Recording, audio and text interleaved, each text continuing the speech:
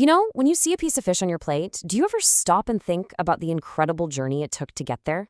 We're going to dive into what it really means to fish sustainably, so we can keep enjoying our oceans, not just today, but for generations to come.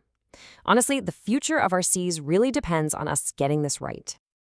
Okay, to really get why this is so urgent, we have to start with this number, 90%. As of 2018, that's the percentage of the world's marine fish stocks that were either maxed out, being overfished, or just plain depleted. I mean, that's a wild figure, right?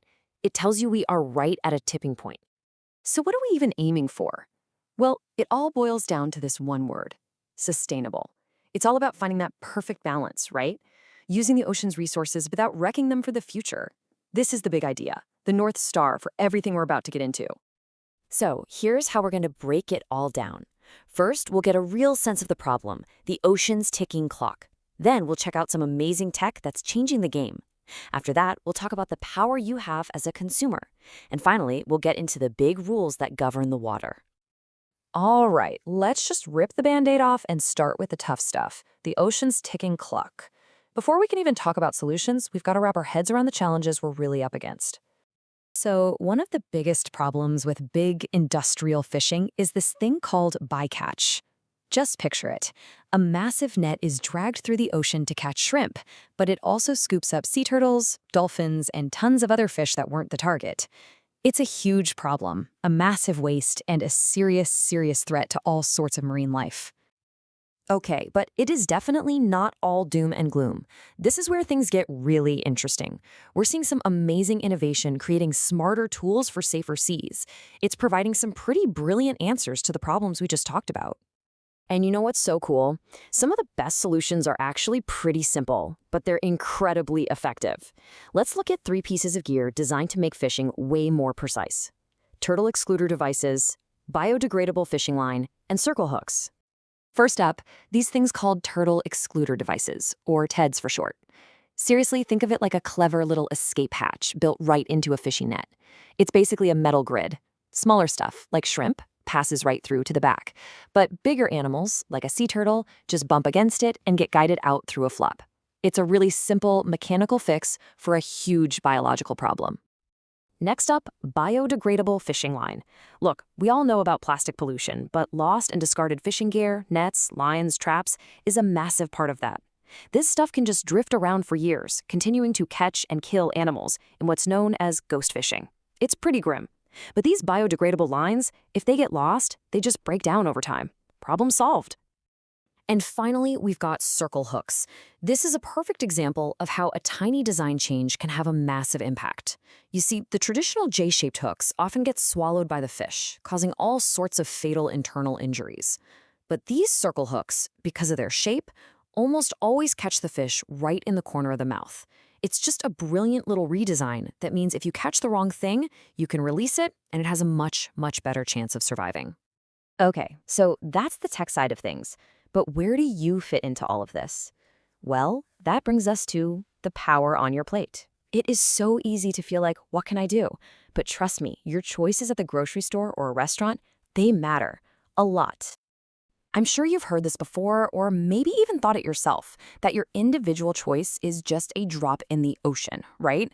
That the fishing industry is just this massive machine that you can't possibly influence. Well, that is just not true.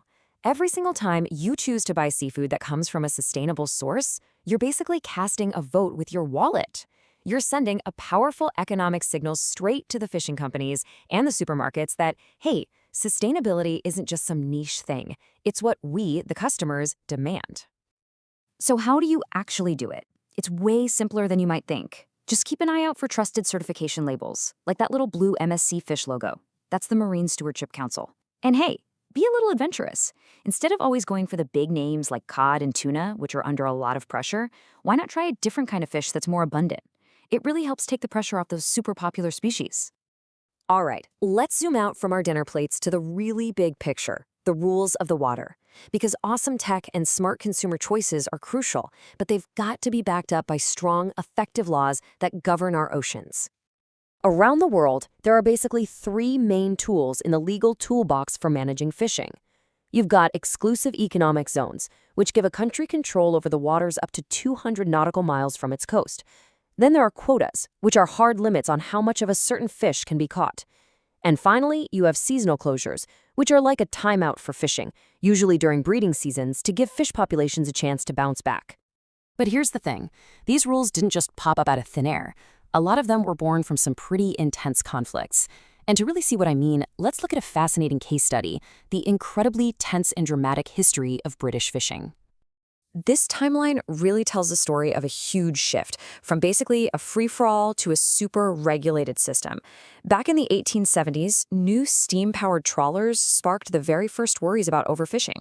Fast forward 100 years to the 1970s, and things literally exploded into the Cod Wars, a series of crazy confrontations between the UK and Iceland.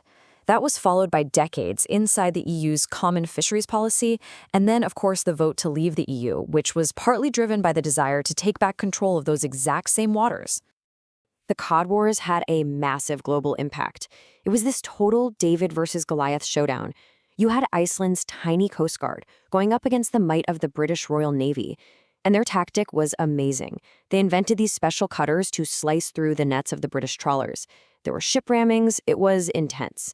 And in the end, this conflict helped establish the international standard of that 200-mile exclusive economic zone that so many countries use today. So when you put it all together, what have we got? Well, you get what I call the 3 pillars of sustainability. It's never just one thing, right?